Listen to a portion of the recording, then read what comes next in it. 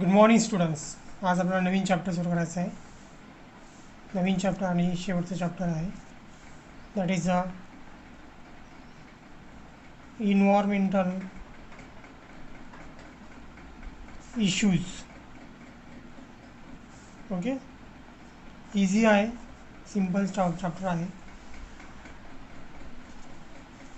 तर students, human population हे continuously last 100 इयर्सपासून ह्युमन पॉप्युलेशन ट्रिमेंडसली वाढतच चाललेलं आहे. ओके, आणि याचा इफेक्ट म्हणजे ह्युमनची जी डिमांड आहे about the food, water, shelter, home, automobiles, infrastructures etcetera, ते इन्क्रीजच होत चाललेलं आहे. Okay, due to the increase of human population, the demand of water, food, homes किंवा आणखी काही ज्या सोयीच्या वस्तू असतील ती इन्क्रीज होत चाललेलं आहे. त्याचा परिणाम काय झाला की it increase the pressure, tremendous pressure on natural resources. Okay, त्याच्यामुळे नॅचरल रिसोर्सवरती खूप प्रेशर पडत आहे. ठीक आहे, आणि त्याचा इफेक्ट म्हणजे हे जे नॅचरल रिसोर्सेस आहेत हे डिगार्ड आणि डिफ्लेट होत चाललेलं आहे. त्याचा परिणाम म्हणजे pollutions. Okay, means pollution of air, water and soil. Okay, तर हाच आपल्याला आज इफेक्ट बघायचा आहे, हाच इश्यू बघायचा आहे जो इन्व्हायरमेंटल इश्यू आहे. तर पोल्युशनचा एक इन्व्हायरमेंटल इश्यू आहे जो की ह्युमन पॉप्युलेशन वाढल्यामुळे इन्क्रीज झालेला आहे. ओके, ह्युमन पॉप्युलेशन वाढलं, ज्याच्यामुळे डिमांड वाढल्या, डिमांडचा इफेक्ट हा नॅचरल रिसोर्सेसवरती पडलेला आहे, ज्याच्यामुळे नॅचरल रिसोर्सेस ह्या कमी होत चालल्या. त्याचबरोबर त्यांचं पोल्युशन होऊन राहिलं आहे. पोल्युशन हा बिग प्रॉब्लेम आहे, एक बिग इन्व्हायरमेंटल इश्यू आहे. तोच आपल्याला या चॅप्टरमध्ये स्टडी करायचा आहे. ओके, पोल्युशन म्हणजे काय आपल्या सर्वांनाच माहीत आहे, पण एक सिम्पलशी डेफिनेशन जर आपण केली about the pollution, pollution is a pollution, तर ती डेफिनेशन होईल अनडिझायरेबल चेंजेस. ओके, कोणकोणते असतील ते अनडिझायरेबल चेंजेस? ते असू शकतात physical, chemical or biological, and it change the characteristics of air, water or soil. Okay, desirable, undesirable changes जर होत असतील एअर, वॉटर, सॉईल, जे फिजिकल, केमिकल, बायोलॉजिकल कॅरेक्टरिस्टिक्स आहे, तर त्याला आपण म्हणणार आहोत पोल्युशन्स. ओके, तर पोल्युशन ज्या घटकापासून होते आहे, ज्यामुळे पोल्युशन होते आहे, त्याला आपण पोल्युटंट म्हणत असतो.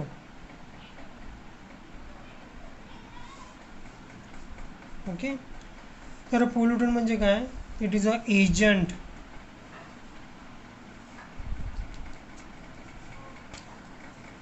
It is agent which bring about such undesirable changes.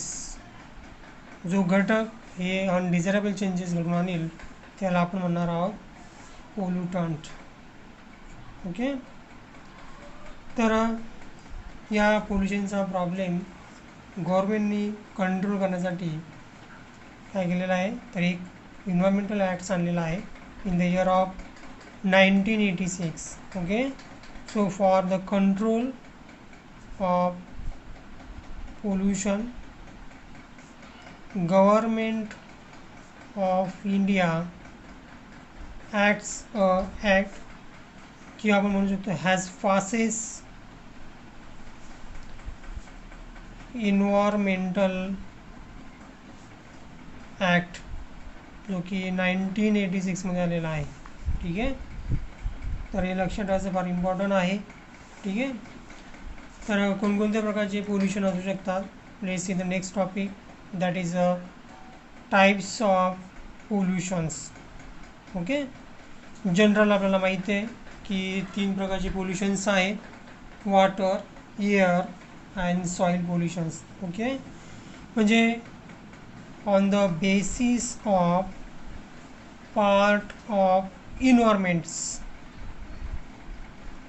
Okay. इन्व्हायरमेंटचा कोणता पार्ट पोल्युटेड होतो आहे त्याच्या बेसिसवरती पोल्युशनला आपण क्लासिफाईड करू शकतो. एअर होत असेल तर एअर पोल्युशन, वॉटर होत असेल तर वॉटर पोल्युशन, सॉईल होत असेल तर सॉईल पोल्युशन्स. ओके. आणि साऊंड जर होत असेल तर त्याला म्हणणार आपण नॉईज पोल्युशन, अशा प्रकारे. किंवा आपण याला आणखी क्लासिफाईड करू शकतो on the basis of origins. On the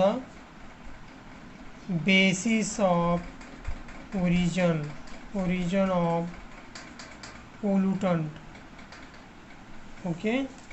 म्हणजे नॅचरली सुद्धा पोल्युशन होत असते. असं नाही की फक्त ह्युमन बिंग आहे जोच पोल्युशन करतो असं नाही, तर नॅचरली सुद्धा पोल्युशन होत राहते.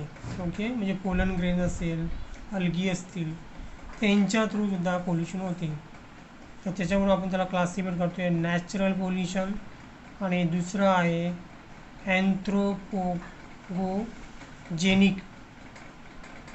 अँथ्रोपोजेनिक म्हणजे माणसांनी केलेलं आहे किंवा मॅन मेड पोल्युशन्स. ओके. जे का वाळवंटामध्ये खूप सारे पावडर उठतात मातीची, रेतीची, ते त्याने सुद्धा पोल्युशन होत असते. ते नॅचरल पोल्युशन झालेलं आहे. ठीक आहे. दुसरं एक बेसिस आहे on the basis of ecosystem.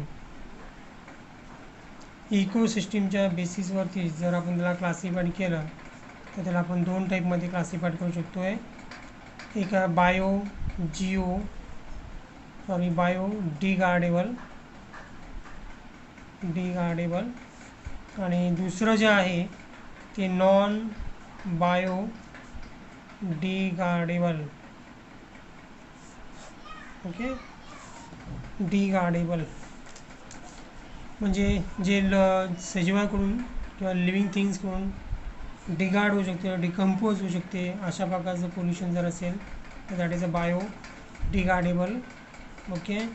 आणि होत जर नसेल तर that is called as a non biodegradables. Okay. दुसरी एक टाईप ऑफ क्लासिफिकेशन बघूया आपण. They on the basis of form of pollutant. ज्या पोल्युटंटकडून ते पोल्युशन होते ते तो कोणत्या फॉर्ममध्ये आहे त्याच्यानुसार त्याचं क्लासिफिकेशन केलेलं आहे किंवा टाईप्स पडलेला आहे. For example radio active pollutions. तर या पोल्युशनमध्ये पोल्युटंट्स आहे तो रेडिओ ॲक्टिव्ह एलिमेंट्स आहे. दुसरे एक एक्झाम्पल बघूया, प्लास्टिक पोल्युशन्स, जे की फार कॉमन पोल्युशन आहे, जिकडे जिकडे पाहायला मिळते प्लास्टिक पोल्युशन, ज्याच्यामध्ये पोल्युटन हा प्लास्टिक आहे. किंवा सिम्पली म्हणायचं झालं तर टॉक्झिक पोल्युशन, हे काही त्याचे एक्झाम्पल्स आहेत. ठीक आहे. So this is the types of pollutions. तर आपल्याला सिलेबसमध्ये 2 पोल्युशन दिलेले आहेत, एअर पोल्युशन्स आणि वॉटर पोल्युशन्स, ते आपण बघणार आहोत. नेक्स्ट बघूया आपण, सुरुवात करूया एअर पोल्युशनपासून. Air pollution. ओके. तर एअर पोल्युशनचं जर कॉजेस म्हणाल तर it causes to all living organisms. Okay. सर्व लिव्ह ऑर्गॅनिझमला कॉजेस आहे जे effect of this air pollution injure to the all living organism. असं नाही की फक्त ॲनिमल्सलाच किंवा ह्युमन बिंगलाच एअर पोल्युशनचा प्रॉब्लेम आहे, बाकीच्या ॲनिमलला काही होत नाही असं नाही आहे. त्याच्यामध्ये प्लांट्स आणि ॲनिमल दोघांनासुद्धा याच्यामध्ये इंजरीज होतात, हा इफेक्ट होतात. ठीक आहे. प्लांटमध्ये जर इफेक्ट बघायचे असेल एअर पोल्युशनचे तर त्याचा इफेक्ट म्हणजे इट रिड्यूस द ग्रोथ, प्लांटची ग्रोथ काय होते, कमी होते. त्याचबरोबर जर क्रॉप जर असतील त्यांचे यील्डसुद्धा रिड्यूस होते. Yield of crop is also reduce the growth and the yield of crops. Okay. त्याचबरोबर काही प्लांटचे प्रीमॅच्युअर डेथ होत असतात. Death of plants due to the air पोल्युशन्स.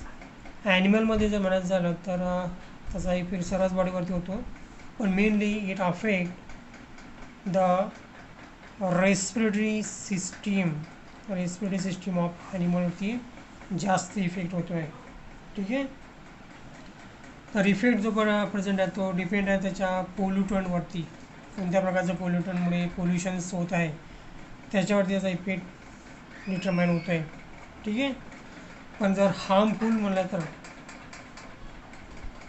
Harmful effect जो आहे पोल्युटंटचा तो मात्र डिपेंड करतो आहे. It's depend upon following factors. Okay. जे पोल्युशन किती इफेक्ट करू शकतो, किती हार्मफुल होऊ शकते त्याच्या पोल्युटंटवरती डिपेंड्स आहे. ओके. तर म्हणजे पहिला पॉईंट जो आहे तो म्हणजे ड्युरेशन ऑफ एक्सपोर. ओके. तो पोल्युटंट इन्व्हायरमेंटमध्ये किती काळापर्यंत एक्सपोर राहतो त्याच्यावरती त्याचा इफेक्ट डिपेंड राहतो. ओके. हे सिम्पली जर एखादा पेपर असेल किंवा कागद असेल तर तो इन्व्हायरमेंटमध्ये लवकर डिग्रेडेबल होईल, त्याचा इफेक्ट कमी राहील. पण त्याच ठिकाणी जर प्लॅस्टिक जर असेल तर प्लॅस्टिक हे इन्व्हायरमेंटमध्ये जास्त वेळ टिकते, त्याच्यामुळे त्याचा इफेक्ट जास्त राहतो, म्हणजे त्याचं पोल्युशन जास्त राहील. ठीक आहे. त्याच्यानंतर कॉन्सन्ट्रेशन ऑफ पोल्युटंटचं कॉन्सन्ट्रेशन कसं आहे त्याच्यावर सुद्धा ते डिपेंड्स आहे. जास्त कॉन्सन्ट्रेशन असेल तर जास्त पोल्युशन होईल. ठीक आहे. त्यानंतर कोणत्या प्रकारचं कोणत्या टाईपचं पोल्युटंट आहे त्याच्यावरसुद्धा पोल्युशनचा इफेक्ट डिपेंड करतो आहे. टॉक्झिक असेल तर जास्त इफेक्ट होईल, नॉन टॉक्झिक असेल बायोडिग्रेडेबल जर असेल तर कमी इफेक्ट होणार आहे, नॉन बायोडिग्रेडेबल जर असेल तर जास्त इफेक्ट होईल. ठीक आहे. त्याच्यानंतर तो कोणत्या ऑर्गॅनिझमला अफेक्ट करतो, म्हणजे टाईप ऑफ अफेक्टेड ऑर्गॅनिझम याच्यावरसुद्धा त्याचा इफेक्ट हार्मफुल इफेक्ट डिपेंड असतो. ठीक आहे. तर duration of exposure, concentration of pollutants, type of pollutant, type of affected organisms. ठीक आहे. याच्यावरती त्याचा इफेक्ट डिपेंड होतो. ठीक आहे. तर एअर पोल्युशनला आपण गॅसेस पोल्युशनसुद्धा म्हणू शकतो. आणि गॅसेस पोल्युटंट जे या एअर पोल्युशन करतील त्याचे जर काही एक्झाम्पल जर आपल्याला बघायचे असेल तर आपल्याला जे NCERT बुकमध्ये दिलेले आहेत त्याच्यामध्ये मोस्ट इम्पॉर्टंटचे म्हणजे ऑक्साईड ऑफ सल्फर किंवा oxide of nitrogen and oxide of carbon. हे 3 फार इम्पॉर्टंट पोल्युटंट आहे, गॅसियस पोल्युटंट जे एअर पोल्युशन्स करतात. म्हणजे NaO, Na2 नायट्रिक ऑक्साईड किंवा nitric dioxide, sorry it is sulphur, SO किंवा SO2 अँड SO3. ओके. नायट्रोजनचे असतील NaO आणि NO2 आणि कार्बनचे असणार आहे CO आणि CO2. Carbon monoxide, carbon dioxides. Okay. Oxide of sulphur, oxide of nitrogen, oxide of carbon. SO2, SO3 oxide of sulphur. NO2 और NO म्हणजे oxide of nitrogen and oxide of carbon म्हणजे CO आणि CO2. Okay. तर mainly जो component आहे याच्यामध्ये ते poisonous gases असतात. त्याचबरोबर पोल्युशन करणारा जो मेन पार्ट आहे तो म्हणजे पर्टिक्युलेट मॅटर जे गॅसेसमध्ये प्रेझेंट असतात त्याच्यामुळे मॅक्झिमम पोल्युशन होत राहते. ठीक आहे. त्यांचे रिलीजिंग पार्ट म्हणजे जिथून ते रिलीज होतात ते मोस्ट जे आहेत ते म्हणजे स्मोक स्टॉक्स, ज्याला आपण मराठीमध्ये चिमनी म्हणतो, ठीक आहे. तर smoke stocks of thermal power, okay. Thermal power station जे आहेत जिथे इलेक्ट्रिसिटी प्रोड्यूस करतात त्यांचे जे चिमण्या आहेत त्याच्यातून रिलीज होणारे जे काय पर्टिक्युलर मॅटर्स आहेत हे मेन सोर्स आहेत पर्टिक्युलर मॅटरचे जे एअरमध्ये मिक्स होतात आणि एअरला पोल्युटेट करतात. दुसरं म्हणजे स्प्लेटर. स्प्लेटर म्हणजे भट्ट्या ज्याच्यामध्ये मेटलला प्युरिफाय केल्या जाते किंवा मेड केल्या जाते, बनवल्या जात असते, ठीक आहे. आणि मोस्ट इम्पॉर्टंट ती म्हणजे इंडस्ट्रीज. वेगवेगळ्या प्रकारच्या इंडस्ट्रीज आहेत त्या इंडस्ट्रीमधून सुद्धा खूप प्रमाणामध्ये पार्टिक्युलेट मॅटर हे रिलीज होतात इन ॲटमॉस्फिअर जे एअर पोल्युशन करतात, ठीक आहे. पर्टिक्युलर मॅटरला आपण दोन टाईपमध्ये क्लासिफाईड करू शकतो. एक म्हणजे वायबल आणि दुसरं जे आहे ते नॉन वायबल, ओके. तर वायबलचे जे एक्झाम्पल सांगायचे झाले तर त्याच्यामध्ये आहे पोलन ग्रेन्स, ओके, जे की प्लांट प्रोड्यूस करतात. अल्गीचे स्पोर असतील किंवा अल्गी असतील, युनिसेलर फंजा असतील, बॅक्टेरिया, हे सर्व व्हायबल पार्टिक्युलेट मॅटर्स आहेत जे एअरमध्ये प्रेझेंट असतात. This are the examples, okay. Non व्हायबलचे एक्झाम्पल्स जर बघितले तर ते आहे smoke, okay. Smoke, dust, fume आणि मिस्ट हे सर्व नॉन व्हायबल्स पार्टिक्युलेट मॅटर्स आहेत, ओके. तर हे पार्टिक्युलर मॅटर जेव्हा इन्व्हायरमेंटमध्ये एंटर होतात तेव्हा ते एअरला पोल्युटेट करतात, ठीक आहे. जर यांना आपण इन्व्हायरमेंटमध्ये जायच्या अगोदरच जर फिल्टर केलं किंवा सेपरेट केलं तर एअर पोल्युशनला आपण स्टॉप करू शकतो, ठीक आहे. तर या पर्टिक्युलर मॅटरला सेपरेट करण्याचं किंवा रिमूव्हिंग करण्यासाठी सेव्हरल मेथड्स अवेलेबल्स आहेत. There are several way for removal of particulate matter, okay. त्याच्यातले जे आपल्याला एन-सी-आर-टी बुकमध्ये दिलेले आहेत ते आपण बघणार आहोत, ठीक आहे. त्याच्यातला पहिला जो आहे तो आहे इलेक्ट्रोस्टॅटिक प्रेसिपिटेशन्स किंवा प्रेसिपिटर. म्हणजे इलेक्ट्रिकली तो प्रेसिपिटर तयार करतो आहे. प्रेसिपिटर तयार करतो म्हणजे त्याला प्रेसिपिटर म्हणलेलं आपण.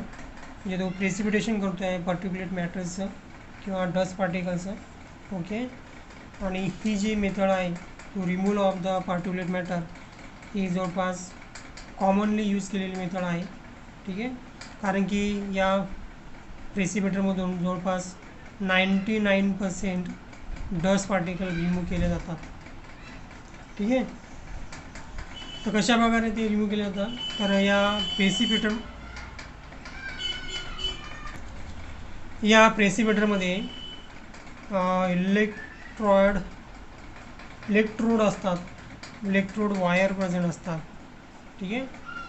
तर याची डायग्राम आपल्याला एन-सी-आर-टी बुकमध्ये दिलेली आहे. तर त्या डायग्राममध्ये तुम्ही बघू शकता की याच्यामध्ये इलेक्ट्रोड वायर्स असतात ज्याच्यामध्ये सेव्हरल थाउजंड व्होल्ट प्रेझेंट असतो, ठीक आहे. डायग्राम आपण इथे ड्रॉ करूया. अशा प्रकारचा पाईप असतो. या साईडमधून डर्टी किंवा डस्ट एअर त्याच्यामध्ये इंटर होते आणि तीच एअर पुढे क्लीन होऊन रिलीज होते, ठीक आहे. याच्यामध्ये अशा प्रकारे कलेक्टिंग प्लेट्स असतात. इथून डस्ट एअर इंटर होते आणि जे काही इलेक्ट्रोड वायर याच्यामध्ये प्रेझेन्स आहेत ते इलेक्ट्रोड वायर याच्यामध्ये कोरोना रिलीज करतात. दिस इज द कोरोना, ठीक आहे. आणि दे कोरोना रिलीज द इलेक्ट्रॉन्स आणि ते इलेक्ट्रॉन जाऊन बाइंड होतात या डस्ट पार्टिकलला, ठीक आहे. आणि जेव्हा एअर या कलेक्टिंग प्लेटवरती जाईल तेव्हा त्या कलेक्टिंग प्लेटवरती त्या इलेक्ट्रॉन्स अटॅच होऊन जातील. अशा प्रकारे एअर फिल्टर होईल आणि क्लीन एअर आपल्याला मिळते. इलेक्ट्रोस्टॅटिक्स प्रिसिपिटरमध्ये इलेक्ट्रोड वायर असतात ज्याच्यामध्ये व्होल्ट 1000 व्होल्ट प्रेझेंट असतो, ज्याच्यामुळे कोरोना रिलीज होतो आहे. It produce corona. ओके. आणि कोरोना रिलीज करतायत. It release the electron. आणि आपल्या सर्वांना माहिती आहे की इलेक्ट्रॉन हे निगेटिव्ह चार्ज असतात. हे इलेक्ट्रॉन जाऊन अटॅच होतात डस्ट पार्टिकलला. It attach to dust particle. Okay. तर हे डस्ट पार्टिकल अटॅच झाल्यानंतर आणि जेव्हा हे डस्ट पार्टिकल निगेटिव्ह चार्ज होतात, it become the negative charge. Then जेव्हा ते पासेस होतात थ्रू द कलेक्टिंग प्लेटमधून. ओके. जे कलेक्टिंग प्लेट या इन्स्ट्रुमेंटच्या ग्राउंड लेवलवरती प्रेझेंट असते आणि जेव्हा एअर या कलेक्टिंग प्लेटमधून पास होते तेव्हा त्या एअरमध्ये असलेले जे काही निगेटिव्ह चार्ज डस्ट पार्टिकल आहेत या कलेक्टिंग प्लेटला अटॅच होतात आणि फ्रेश एअर त्याच्यामधून रिलीज होते. अशा प्रकारे तो डस्ट पार्टिकलला इथे फिल्टर करतो आहे. ठीक आहे. जेव्हा एअर याच्यातून पास असते तेव्हा त्या एअरची व्हेलॉसिटी ऑफ एअर जी आहे ती खूप स्लो असणे गरजेचं आहे. ओके. जेणेकरून जे काही डस्ट पार्टिकल आहेत ते कलेक्टिंग प्लेटला चिटकू शकतात किंवा अटॅच होतील आणि नंतर ती एअर फिल्टर होईल. ठीक आहे. दुसरा जो मेथड आहे ते आहे स्क्रबर. ओके. स्क्रबर जो आहे ते एक प्रकारचं इन्स्ट्रुमेंट आहे ज्याच्यामधून जनरली CO2 कंटेंट जे काही पार्टिकल्स आहेत ते रिमूव्ह केले जातात किंवा CO2 जे गॅस आहे त्याच्यातून रिमूव्ह केला जातो. ठीक आहे. म्हणजे जो एक्झॉस्ट आहे, एक्झॉस्ट तो पास केला जातो आहे. It is a pass through the spray of water and lime. Okay. लाईमच्या स्प्रेमधून किंवा वॉटरच्या स्प्रेमधून जे एक्झॉस्ट आहे त्याच्यातून पास केले जाते. म्हणजे जर त्या एअरमध्ये जर काही डस्ट पार्टिकल असतील तर त्यांना वॉटर अटॅच होईल किंवा वॉटर ते ॲब्झॉर्ब करतील आणि त्याची वेट वाढेल आणि वेट वाढल्यामुळे ते काय होतील बॉटमला सेटल होऊन जातील म्हणजे एअरमधून ते सेपरेट होतील. ठीक आहे. तशा प्रकारे ही दुसरी मेथड आहे ज्याच्यातून पार्टिक्युलेट मॅटर हे सेपरेट केले जातात. पण लवकरच एक रिअलाईज झालं की जे काही पर्टिक्युलर मॅटर्स आहेत ते या प्रेसिपिटरमधून सुद्धा पास होऊ शकतात. ओके. म्हणजे जे खूप स्मॉल साईज जे पार्टिक्युलेट मॅटर्स आहेत, ओके, खूप स्मॉल साईजचे जे पार्टिक्युलेट मॅटर आहेत ते मात्र या दोन्ही मेथडमधून पास आउट होतात. ते याच्यामध्ये फिल्टर होऊ शकत नाही.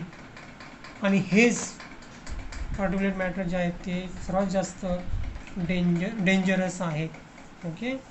ज्याची साईज आपल्याला सांगितले की त्याची साईज जवळपास 2.5 मायक्रोमीटर जर असेल ते मात्र या प्रेसिपिटरमधून काय होऊ शकतात, इझिली पास होऊ शकतात.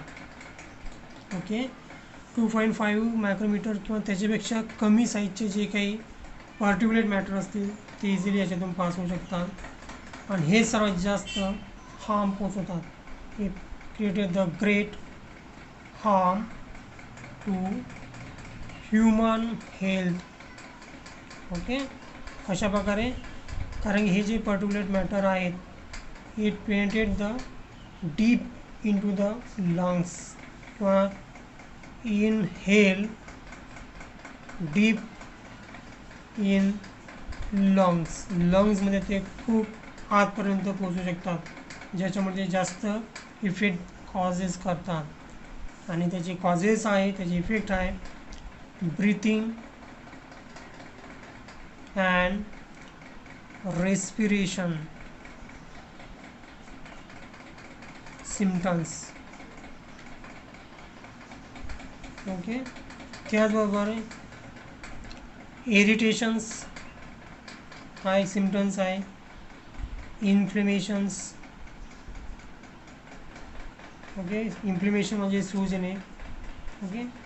त्याचबरोबर डॅमेज टू लंग्स,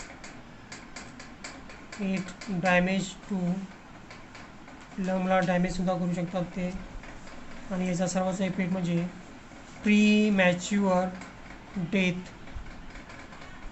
ओके, याच्यामध्ये प्री मॅच्युअर डेथसुद्धा होऊ शकते.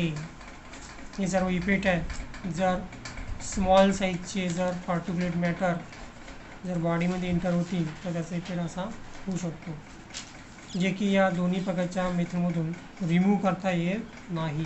ओके, त्यांना रिमूव्ह करण्यासाठी एक स्पेशल मेथड आहे, ती म्हणजे कॅटॅलिटिक कन्व्हर्टर. ओके, या स्मॉल साईजच्या पर्टिक्युलर मॅटरला रिमूव्ह करण्यासाठी कॅटॅलिटिक कन्व्हर्टरला यूज केले जाते. या कॅटॅलिटिक कन्व्हर्टरमध्ये एक्सपेन्सिव्ह मेटल यूज केले जाते. एक्सपेन्सिव्ह मेटल यूज केले जाते. फॉर एक्झाम्पल प्लॅटिनियम, त्याचबरोबर पॅलेडियम आणि रोडियम. हे मेटल ॲज अ यूज केले जातात ॲज अ कॅटलिस्ट. कॅटलिस्ट म्हणजे या मेटलचा याच्यामध्ये यूज केला जातो. ठीक आहे, आणि या प्रकारचं जे कन्व्हर्टर आहे ते आपण ॲटोमोबाईल्समध्ये यूज करतो आहे. मेट्रो सिटीमध्ये जर बघितलं तर एअर पोल्युशनचे मेन रिझन्स जे आहेत ते आहेत ॲटोमोबाईल्स. ओके, आणि ॲटोमोबाईल्समधूनच खूप टॉक्झिक्स गॅसेस रिलीज होत असतात. ते टॉक्झिक गॅसेस इमिशन रिड्यूस करण्यासाठी ॲटोमोबाईलमध्ये कॅटॅलिटिक कन्व्हर्टरचा यूज केला जातो. याच्यामध्ये कॅटॅलिस्ट असतात जे या गॅसेसला कन्वर्ट करतात सिम्पल गॅसेसमध्ये. ओके, जसं की या ॲटोमोबाईलच्या इमोशनमध्ये अनबर्न हायड्रोकार्बन, पूर्णपणे कंबशन न झालेला जो हायड्रोकार्बन्स आहे तो याच्यामध्ये प्रेझेंट असतो, जो की फार पॉयझनस असतो. त्याला हा कॅटॅलिटिक कन्व्हर्टर कार्बन डायऑक्साईड आणि वॉटरमध्ये कन्वर्ट करतो आहे. ओके, दुसरा जो गॅस आहे तो आहे CO आणि नायट्रिक ऑक्साईड, ज्याला NO म्हणतो आपण. यालासुद्धा तो कन्वर्ट करतो आहे कार्बन डायऑक्साईड आणि नायट्रोजन गॅसमध्ये. Nitrogen gas. ओके, तर अशा प्रकारे हा आपल्याला reduce the emission of poisonous गॅसला कमी करण्यासाठी यूजफुल आहे. ठीक आहे, कॅटॅलिटिक कन्व्हर्टर्स. पण याच्यामध्ये एक प्रॉब्लेम्स आहे की कॅटॅलिटिक कन्व्हर्टर जर तुम्ही तुमच्या ॲटोमोबाईल्समध्ये जर यूज करत असाल तर तुम्हाला त्याच्यामध्ये अनलिडेड पेट्रोल यूज करावं लागणार आहे. त्या व्हेकलमध्ये तुम्हाला अनलिडेड पेट्रोलचा यूज करावा लागणार आहे. जर लीड असलेलं पेट्रोल जर तुम्ही त्याच्यामध्ये यूज करसाल तर हे जे लीड आहे, ओके, PB, हे कॅटलिस्टला इनॲक्टिव्ह करू शकते. कॅटलिस्टला इनॲक्टिव्ह करू शकते, ज्याच्यामुळे कॅटॅलिटिक कन्व्हर्टर हे काम करणार नाही. Okay, it is inactivated the catalyst. Catalyst काय काय याच्यामध्ये प्लॅटिनम, पॅलेडियम आणि रोडियम. ओके, ते झालं कॅटलिस्ट. ओके, तर हे जे स्मॉल पार्टिकल्स आहेत, स्मॉल पार्टिकल्स साईज जी 2.5 मायक्रोमीटरपेक्षा कमी असते, ही साईज आपल्याला सांगितलेलं आहे CPCB. ओके, CPCB यांनी. CPCB म्हणजे काय? Is long form is the central pollution control board. यांनी सांगितलेलं आहे की ज्या पर्टिक्युलर मॅटरची साईज 2.5 मायक्रोमीटरपेक्षा लहान असते ते जास्त हार्मफुल किंवा डेंजरस असतात. तर दिस इज एअर पोल्युशन. एअर पोल्युशनचं असो किंवा वॉटर पोल्युशन असो, प्रत्येक कंडिशनमध्ये किंवा प्रत्येक इन्व्हायरमेंटल इश्यूमध्ये आपल्याला एक केस स्टडी बघायचा आहे. तर एअर पोल्युशनमध्ये सुद्धा आपण एक केस स्टडी बघणार आहोत. Particular vehicular air pollution case study of Delhi आपण बघणार आहोत. म्हणजे दिल्लीमध्ये जे काही व्हेकल्समुळे होणारे एअर पोल्युशन्स आहेत त्याची एक केस स्टडी आपण इथे बघणार आहोत. ठीक आहे. तर ही जी केस स्टडी आहे ही आहे दिल्लीची. ठीक आहे. दिल्लीमध्ये एअर पोल्युशनचा प्रॉब्लेम फार बिग आहे, मोठा आहे, सर्वांनाच माहिती आहे. आणि त्याच्यामागे मेन रिझन म्हणजे व्हेकल्स आहे. ॲटोमोबाईल्समधून रिलीज होणारा जो काही गॅसेस आहेत त्याच्यामुळे एअर पोल्युशनचा प्रॉब्लेम तिथे वाढलेला आहे. ठीक आहे. दिल्लीमध्ये जेवढे काही ॲटोमोबाईल्स किंवा कार्स आहेत त्याची जी संख्या आहे ती गुजरात बरोबर वेस्ट बेंगॉल या दोन्ही राज्यामध्ये एकूण असलेल्या कारपैकी जास्त कार या दिल्लीमध्ये प्रेझेन्स आहेत. त्यामुळे तिथे एअर पोल्युशनचा प्रॉब्लेम जास्त आहे. 1990च्या नुसार किंवा 1990मध्ये दिल्ली या सिटीचा 4th रँक होती. It has the 4th rank in 41 most polluted cities. 1990मध्ये जे काही 41 मोस्ट पोल्युटेड सिटीज होत्या त्याच्यामध्ये दिल्ली या सिटीजची 4थी रँक होती की जी सर्वात जास्त पोल्युटेड आहे. ठीक आहे. त्याच्यामुळे लोकांनी supreme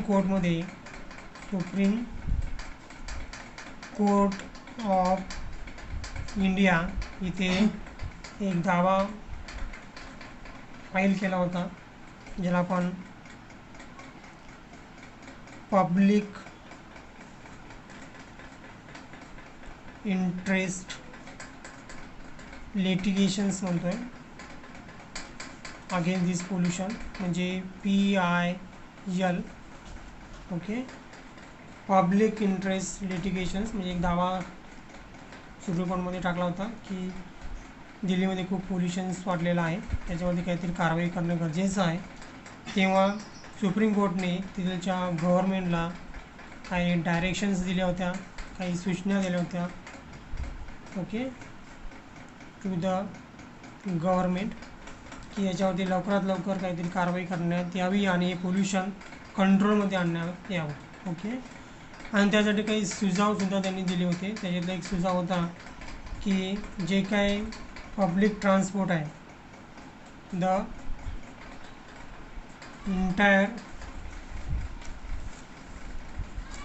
entire public transport, okay, जे कशावर चालते आहे, डिझेलवरती चालत असते, त्याला शिफ्ट करायचं आहे ऑन द CNG म्हणजे कॉम्प्रेस नॅचरल गॅस. ओके. गव्हर्मेंटचे जेवढे काही पब्लिक व्हेकल्स असतील किंवा ट्रान्सपोर्ट्स असतील ते सर्व डिझेलवरती न चालवता CNGवरती चालवायचं, म्हणजे कॉम्प्रेस नॅचरल गॅसवरती चालवा असं सुप्रीम कोर्टचं म्हणणं होतं. ठीक आहे.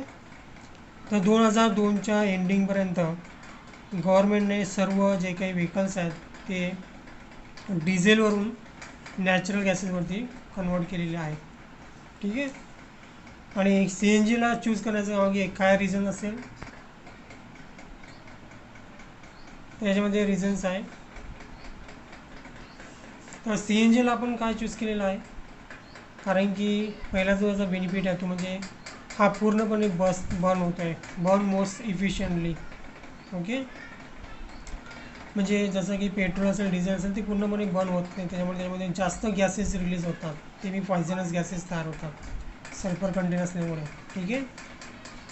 पूर्णपणे बर्न होत असल्यामुळे व्हेरी लिटल लेफ्ट ओव्हर त्याच्यामध्ये बाकी राहते, म्हणजे अनबर्न जे आहे ते कमी राहते, बाकीच्या डिझेल आणि पेट्रोलमध्ये अनबर्न जास्त राहते. ठीक आहे. प्राईजमध्ये चिपर आहे ॲज कम्पेअर टू द डिझेलपेक्षा स्वस्त आहे. It can not be siphoned off by the थ्यूजकडून याला चोरी केल्या जाऊ शकत नाही आहे. जसं की पेट्रोल डिझेल असेल तर कोणी त्याला कॅनिंगमध्ये काढून चोरून घेऊ जाऊ शकते, पण CNG गॅसला जर काढायचं असेल तर त्या प्रकारचं इन्स्ट्रुमेंट तुम्हाला तिथे लागणार आहे. तसं एक एखादं सिलेंडर लागणार आहे ज्याच्यामध्ये तुम्हाला तो CNG गॅस भरता येईल. जनरली हे करणं काही सोपं नाही आहे, त्यामुळे CNG गॅस चोरी जाणे काही शक्य नाही आहे. ठीक आहे. आणि मोस्ट इम्पॉर्टंट म्हणजे इट इज नॉट अ अडल्ट्रेट.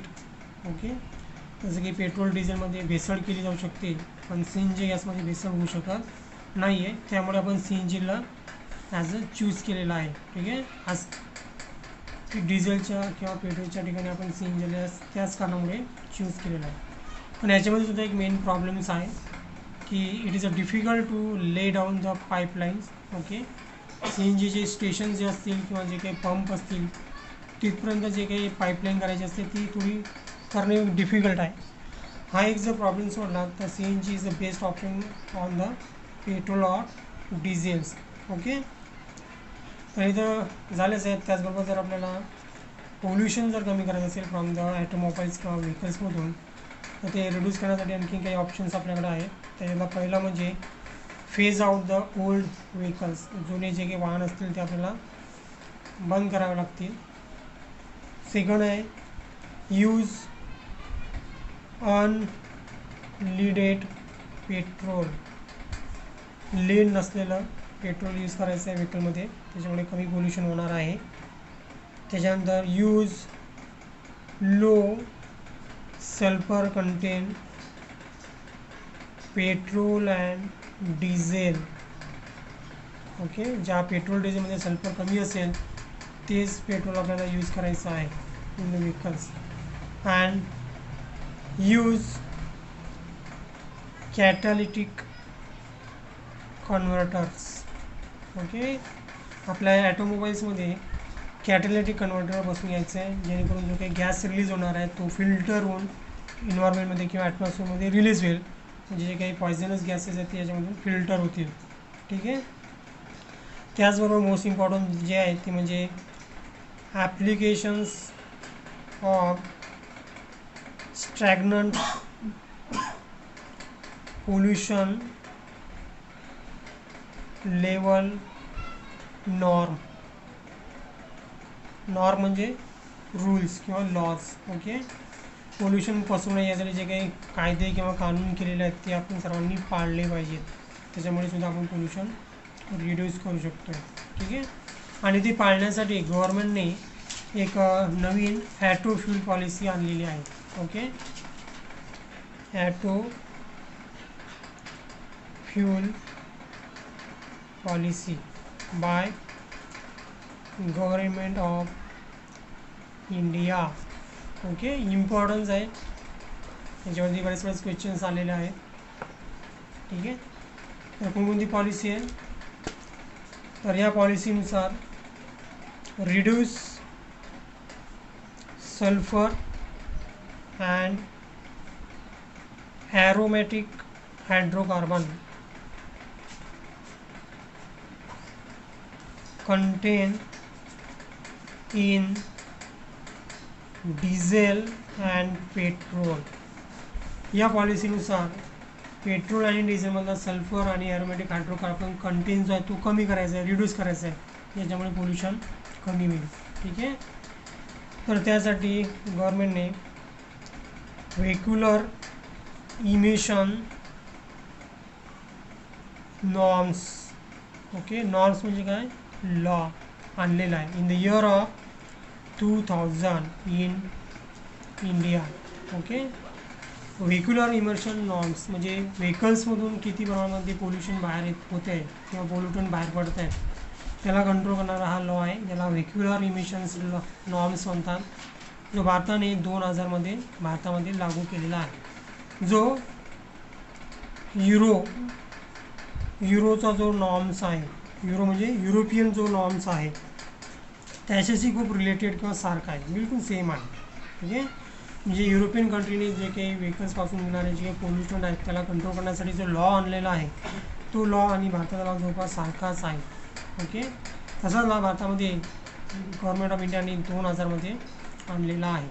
ठीक आहे, याच वर्षामध्ये म्हणजे 2000 भारत स्टेज इमिशन नॉर्म्स सुद्धा आणलेला आहे. ओके, जो बिलकुल भारतामध्ये डिपेंड्स आहे. ठीक आहे, ज्याचा शॉर्ट फॉर्म आहे BSEM. ओके, BSEM, जो की व्हेकलमधून येणारे जे काही गॅसेस आहेत त्याला कशा प्रकारे कंट्रोल करायचे याच्यावरती तो लॉ आहे किंवा नॉर्म्स आहे. ठीक आहे. तर भारताचा BS सेकंड आणि युरोचा सेकंड हे जवळपास इक्वॅलंट आहेत. हे दोन्ही जे लॉज आहेत किंवा नॉर्म्स आहेत हे सारखेच आहेत. BS म्हणजे भारत स्टेट सेकंड, म्हणजे याच्यामध्ये जो दुसरा लॉ आला होता, सेकंड लॉ होता, त्याला आपण BS सेकंड म्हणणार. जो युरोमध्ये आहे तो त्याला युरो सेकंड म्हणणार. हे जवळपास सारखेच लॉ होते. ठीक आहे. तर BS सेकंड किंवा युरोज लॉ जो आहे तो किंवा भारतामध्ये तो 11 सिटीजमध्येच आलेला आहे. ओके. काय कुठं आलेला आहे? फक्त 11 सिटीमध्येच तो अप्लाय करण्यात आलेला आहे. पण हाच लॉ पुढे 1 एप्रिल 2005 मध्ये पूर्ण कंट्रीमध्ये लागू करण्यात आला. In all country. त्याच्यात फक्त 11 सिटीमध्येच होता, 11 सिटीमध्येच आला होता. पण 1 एप्रिल 2005 मध्ये तो पूर्ण कंट्रीमध्ये अलाव करण्यात आलेला आहे. Okay.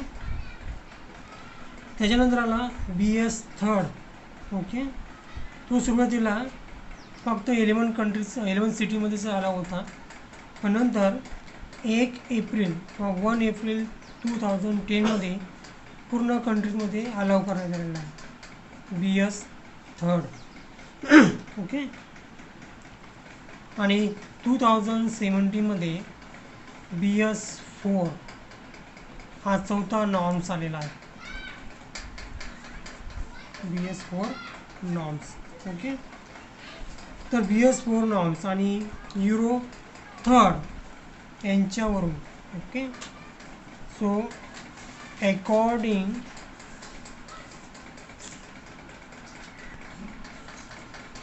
To the BS third,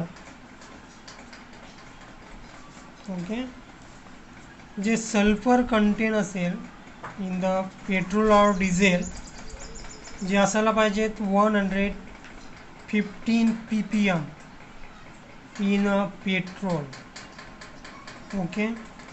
आणि डिझेल जर असेल तर ते असायला पाहिजे 315 ppm in diesel. Okay. PPM म्हणजे काय? Per part million.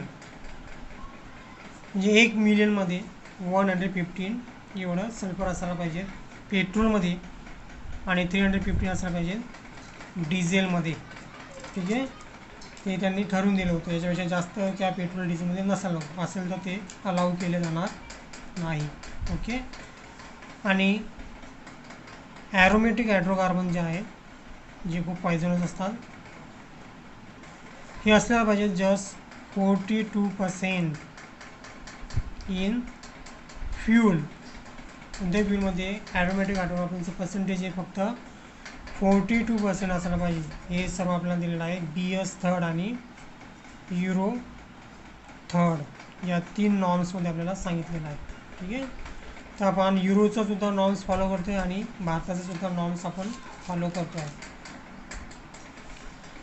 तर भारत स्टेट इमिशन्स नॉर्म्स जे की व्हेकल पोल्युशनला कंट्रोल करतात त्यांना जर फॉलो जर करायचेच आहेत, पण त्यासोबत व्हेक्युलर जे काही इंजन्स आहेत, व्हेक्युलर इंजन जे आहेत ते सुद्धा आपण अपग्रेड करायला पाहिजेत.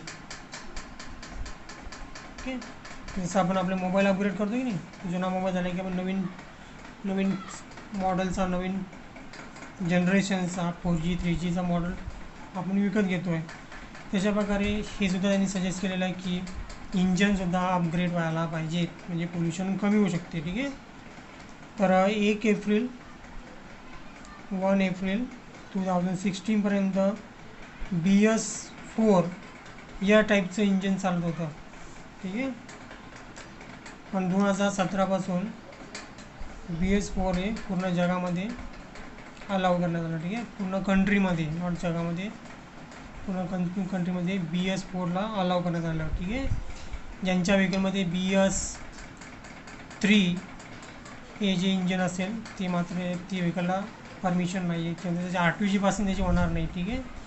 2017 पासून जे काही गाड्या असतील 2 व्हीलर 4 व्हीलर त्याच्यामध्ये BS 3चं इंजन चालणार नाही, तर BS4चं इंजन लावावं लागेल, म्हणजे अपग्रेड करावं लागेल. ठीक आहे. त्याच्यानंतर लगेच अपग्रेड झालेलं आहे 2019मध्ये, ज्याच्यामध्ये गव्हर्नमेंटने BS5 हे इंजन्स अपग्रेड करायला सांगितलेलं आहे. ठीक आहे. आणि अपकमिंग इयर 2023पर्यंत BS6 हे इंजन पूर्ण कंट्रीमध्ये अप्लाय करायला सांगितलेलं आहे. ठीक आहे. प्रत्येक व्हेकलमध्ये BS6 टाईपचं इंजन असणे गरजेचं आहे. ठीक आहे. नेक्स्ट पॉईंट आपल्याला बघायचं आहे याच्यामध्येच, तो म्हणजे नॉईज पोल्युशन्स. ओके. तर एअर पोल्युशनला कंट्रोल करण्यासाठी गव्हर्नमेंटने इयर ॲक्ट आणलेला होता in the year of 1980s मध्ये. Okay. Year act in the year of 1987 मध्ये हा ॲक्ट त्यांनी पास केला होता. ठीक आहे. इन फोर्स आलेला होता, इन फोर्स इन 1981 मध्ये, आणि ॲमेंडेड झालेला आहे 1987 मध्ये. ओके. लॉ तयार झालेला आहे 1981 मध्ये, आणि अस्तित्वात किंवा कायद्यात आलेला आहे तो 1987 मध्ये. हा लॉ जो आहे तो एअर ॲक्ट लॉ आहे. ठीक आहे. याच्यामध्ये एअर पोल्युशन आपल्याला प्रिव्हेंट आणि कंट्रोल करायचं आहे. हा जो ॲक्ट आहे तो प्रिव्हेन्शन्स अँड कंट्रोल पोल्युशन्स, कोणतं, एअर पोल्युशन्स, त्यासाठी हा ॲक्ट अस्तित्वात आलेला आहे. याच ॲक्टमध्ये त्यांनी नॉईज ॲज अ एअर पोल्युटनसुद्धा इन्क्लूड केलेला आहे. ठीक आहे. नॉईज जो होतो आहे ना, noise as an air pollutant म्हणून याच्या ॲक्टमध्ये ॲड केलेलं आहे. ठीक आहे. म्हणजे नॉईज जर होत असेल त्यामुळे एअर पोल्युशन होते असं या ॲक्टमध्ये इन्क्लूड केलेलं आहे. ठीक आहे. त्यामुळे आपण इथे बघणार आहोत नॉईज पोल्युशन. नॉईज पोल्युशन म्हणजे काय, सिम्पली सांगायचं झालं तर it is a sound pollutions. Sound पोल्युशनला आपण म्हणतो आहे नॉईज पोल्युशन. ओके. तर साऊंडला मेजर करायचं जे युनिट आहे ते सर्वांनाच माहिती आहे की unit of the sound measure ते आहे डेसिबल. ओके. डेसिबल हे युनिट आहे ज्याच्यामध्ये आपण साऊंड मोजतो. तर 0 to 120 डेसिबल हे जे युनिट आहे हे नॉर्मल आहे साऊंडचं, पण याच्यापेक्षा जर जास्त असेल म्हणजे 120 डेसिबल याच्यापेक्षा साऊंड जर जास्त असेल तर त्याला आपण काय म्हणतो आहे, noise, and that causes the noise pollutions. Okay.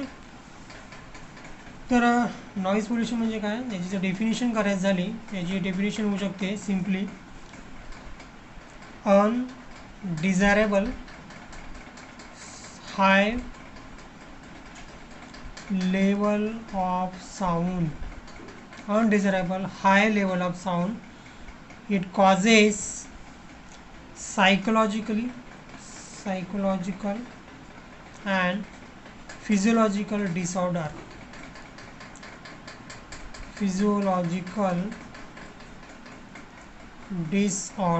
in human that called noise pollutions. Okay. Simple definition आहे. ज्या आवाजामुळे सायकोलॉजिकल फिजिओलॉजिकल डिसऑर्डर होतात माणसामध्ये त्याला आपण नॉईज पोल्युशन म्हणतो आहे. ठीक आहे. तर काही ठिकाणी आपल्याला मोर दॅन 115 डेसिबल एवढा जास्त नॉईजसुद्धा ऐकायला मिळतो, जो जनरली जनरेट होतो आहे during the take off jet plane. Okay. Jet plane जे असतात जेव्हा ते टेकअप करतात तेव्हा त्यांचा जो साऊंड असतो तो 115 डेसिबलपेक्षाही जास्त राहतो, किंवा रॉकेट जेव्हा टेकअप करतात तेव्हासुद्धा यापेक्षा जास्त साऊंड प्रोड्यूस केला जातो, जो की खूपच हार्मफुल राहतो. ठीक आहे. हा जो साऊंड आहे जो मोर दॅन 115 डेसिबलपेक्षा जास्त आहे, it damage the year drums, जे काही इंटरनल इयरचा पार्ट आहे इयर ड्रम्स, जर आपण मराठीमध्ये कानाचे पडदे म्हणतो, ते याच्यामध्ये पूर्णपणे काय होतात, रप्चर होतात. ठीक आहे. आणि तो व्यक्ती परमनंटली त्याची हिअरिंग ॲबिलिटी लॉस करतो आहे, तो परमनंटली बहिरा होतो आहे याच्यामध्ये. ठीक आहे. तर फक्त 115पेक्षा जास्त डेसिबल साऊंड ऐकल्यामुळेच परमनंटली आपण डीप होतो आहे किंवा बहिरा होतो आहे असं नाही आहे. तर लो साऊंडचे जे नॉईस आहेत त्याला जर आपण जास्त वेळ जरी ऐकत असतो, नेहमी जरी ऐकत असतो, त्यानेसुद्धा आपल्याला परमनंटली आपली हिअरिंग ॲबिलिटी जाऊ शकते. Okay, so prolong exposure to lower noise also causes to lose the hearing ability permanently आपली हिअरिंग ॲबिलिटी याच्यामध्ये जाऊ शकते. जरी नॉईज कमी असेल परंतु आपण जास्त वेळेस जर त्याच्या संपर्कात जर आलो तर आपली हिअरिंग ॲबिलिटी नष्ट होऊ शकते. तर हे डेंजर झाले, सर्वात जास्त मोठा इफेक्ट झाला की आपली हिअरिंग ॲबिलिटी चालली जाते. याच्या व्यतिरिक्त काही इफेक्ट जर असतील तर ते म्हणजे स्लीपलेसनेस, म्हणजे त्या व्यक्तीला झोप येत नाही आहे, स्लीपलेसनेस झालेली आहे त्याला.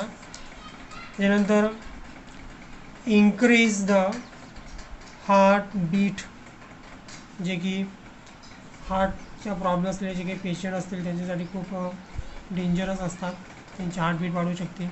बी पीचे पेशंट असतील, हार्टचे पेशंट असतील त्यांच्यासाठी खूप डेंजर आहे. It alter the breathing pattern. Okay, दमाचे जर पेशंट असतील तर त्यासाठी हे सुद्धा धोकादायक आहे की त्यांचं ब्रीदिंग पॅटर्न जर चेंज होत असतील, अल्टर होत असतील तर ते धोकादायक आहे. तर याच्यामुळे ब्रीदिंग पॅटर्नसुद्धा बदलते, alter the breathing patterns. Okay, तर हे काही सिम्पटम्स आहेत किंवा कॉजेस आहेत जे नॉईज पोल्युशनमुळे होतात. ठीक आहे, नंतर बघूया कंट्रोल ऑफ नॉईज पोल्युशन्स. ओके, सर्वांनाच माहितीच असणार आहे. सर्वात महत्त्वाचं म्हणजे ज्या ठिकाणी नेहमी साऊंड पोल्युशन होत असेल किंवा नॉईज पोल्युशन होत असेल त्या ठिकाणी तुम्ही साऊंड ॲब्झॉर्बिंग मटेरियल यूज करू शकता. जनरली जे सिनेमा हॉलमध्ये किंवा जे काही मीटिंग हॉल असतात त्याच्यामध्ये यूज केले जातात, ज्याच्यामुळे आवाज घुमत नाही, स्पष्ट आवाज येतो आहे. ते साऊंड ॲब्झॉर्बिंग मटेरियल तुम्ही जर यूज करत असाल तर साऊंड पोल्युशन होणार नाही.